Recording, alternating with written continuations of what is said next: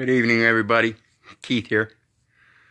Hey, as you can see by the header on this post, I wanted to talk to you real quick about the federal acquisition federal acquisition regulations, Part 52, specifically 52.212-5, where it talks about the contract terms and conditions are required in order to implement a statute.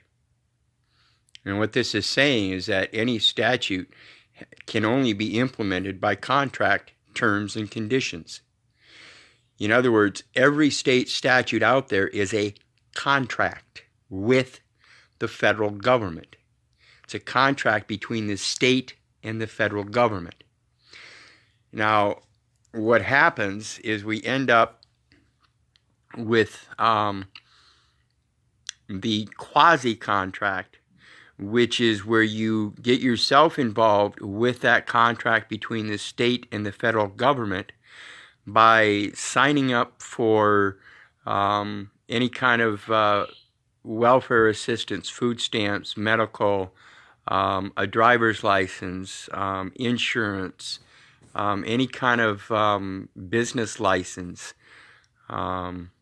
anything like that. You're signing up onto a quasi-contract. Your marriage licenses, your birth certificate, all of that is part of a quasi-contract in the Federal Acquisition Regulations, Part 52, and specifically, again, 52.212-5. And if you read that, it clarifies that contract terms and conditions in order to implement statutes. So again, every state statute is a contract between the state and the federal government. And then when you sign up with a, whether it be for school registration or a birth certificate or medical or driver's license or business license, insurance, anything like that, you're signing on to a quasi-contract. Okay? Now, the way I want to explain this is no contract is 24/7, except albeit the 24/7 contract of the chief judge at a local county courthouse. They are, in fact, under 24/7 contract because you have a right to be brought before the magistrate immediately. So if you get arrested at 3 o'clock in the morning and you have a question as to your arrest without a warrant, you can go. You're supposed to be able to demand that you be taken before a magistrate. Most oftentimes they say, nah, we're not going to do that. You can wait for him in the morning. But that's the way it's supposed to work.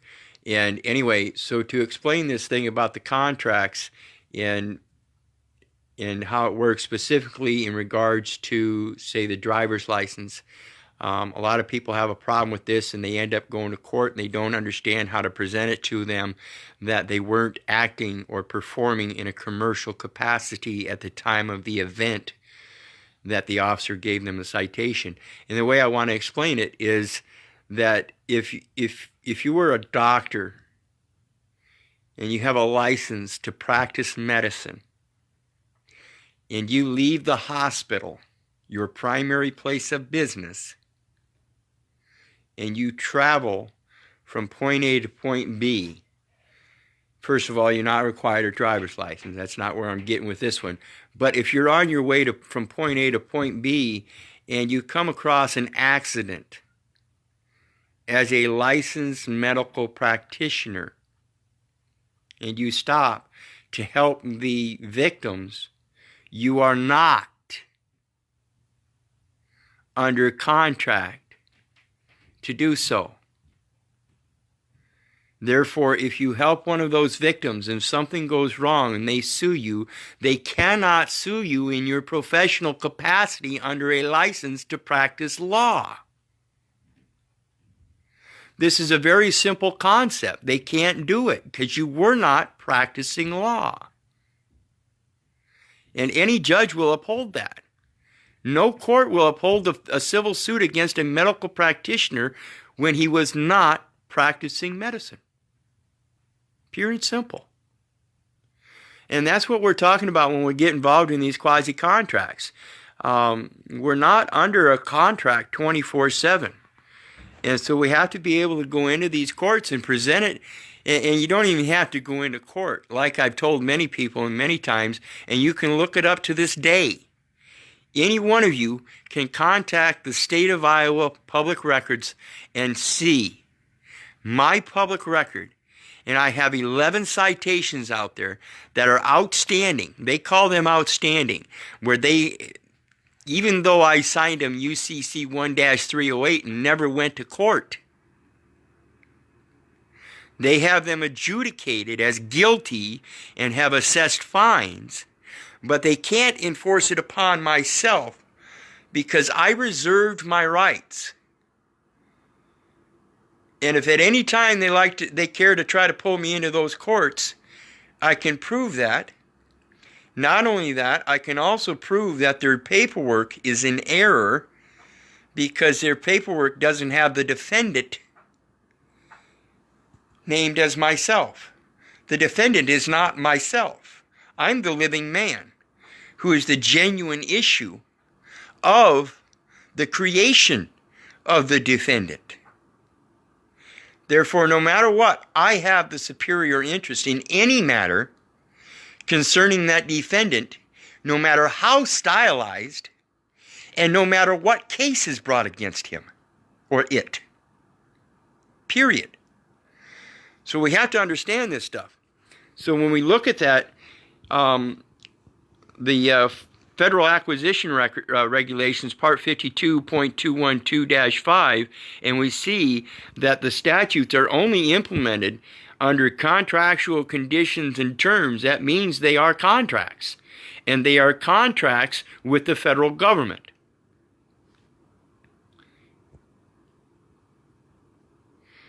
Jabe, I've done the same thing. I walked into court in my last trial, and I for the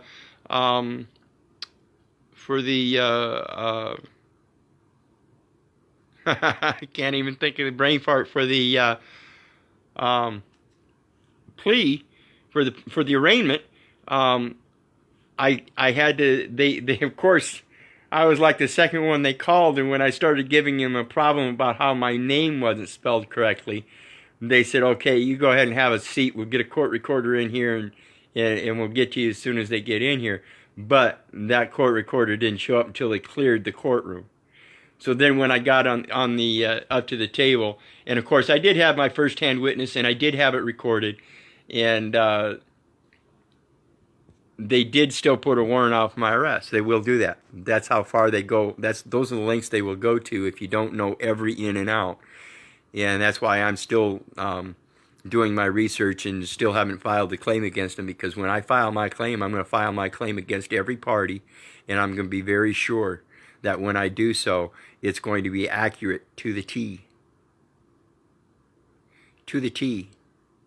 I'm going to be able to explain to them how the Federal Acquisition Regulation purports that their contract under state statute does not have anything to do with myself if I'm not under a contract at the time of the event. And so when I'm traveling along from point A to point B in an automobile that is clearly defined and clearly denoted as private property because it doesn't have a state plate on it, it actually has placards on it that says private property, it cannot be any less ambiguous than that.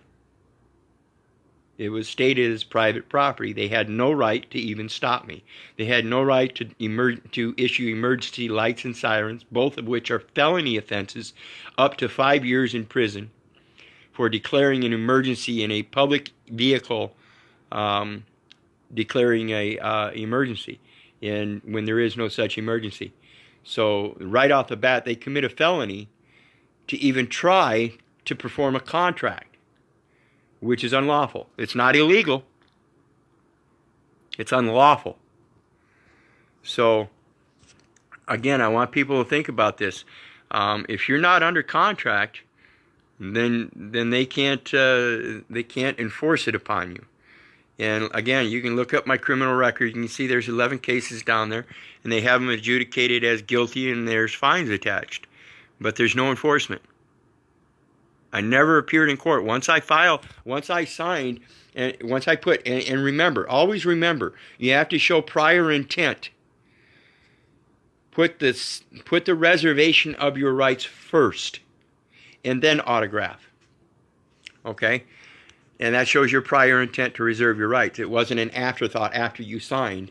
You didn't sign your name and then put you put your reservation of right very first. Even on any document you enter into court, right at the very top, all rights retained, or all rights. I use all rights adhered to now. All rights adhered to. And then semicolon, Keith, lowercase, Keith, ... So remember that. But yeah, you can look at the criminal record and see that there's 11 cases out there. You can see how old they are. And then you can take a look at my last case that was adjudicated where they found me guilty, gave me 60 days, was after all of those 11 prior cases. So I went through the court and everything, and they didn't do any enforcement on them. They don't do any enforcement on them today. In fact, I had an interaction with one of the local municipal police down at the post office here about a week and a half, 2 weeks ago. And when they called in to do a check, the only thing they have as an enforcement on me is a protection order by the local county prosecutor. So think about that, folks. When you start standing up for yourself and the local county prosecutor puts a protection order out on you, it means they don't want you in their court. They don't want you coming to them. Therefore, and just like I told my ex-wife when she placed a protection order on me, it works both ways. They don't want me coming at them. They better not be coming at me under a protection order. Understand this stuff, folks. They have negated to want to contract with me by putting a protection order against me saying they don't want to contract with me. Pure and simple. So learn how to stand up for your rights and understand you're not under a contract 24/7. So let me explain this to you that came on late. The guy that has a license to practice medicine gets off work. He gets in his car, he goes home. He's on his way home from point A to point B, and he comes across an accident. He gets out and he helps the victims of the accident. One of them claims that he did something wrong. They cannot sue him in his professional capacity as a medical practitioner because he was not under license to practice law at the time. He was in his private capacity. You cannot sue somebody in their personal capacity if they're not in their personal capacity. Period. Plain and simple. And no court would let anybody file a claim against a medical practitioner when they were in their private capacity for practicing medicine. Period. And that's the same thing with the driver's license. That's as simple as it gets. So understand this stuff, people. I hope that helps you understand how easy it can be if you just stand up for yourself, and you got to start doing it en masse. You can't sit at home worrying about the fear that's instilled in you. You have to get rid of the fear. You have to get rid of the fear. You have to get rid of the fear. Understand this stuff, people. If it weren't for you guys, I wouldn't be doing this. God bless you. Love you. Have a great night. Bye.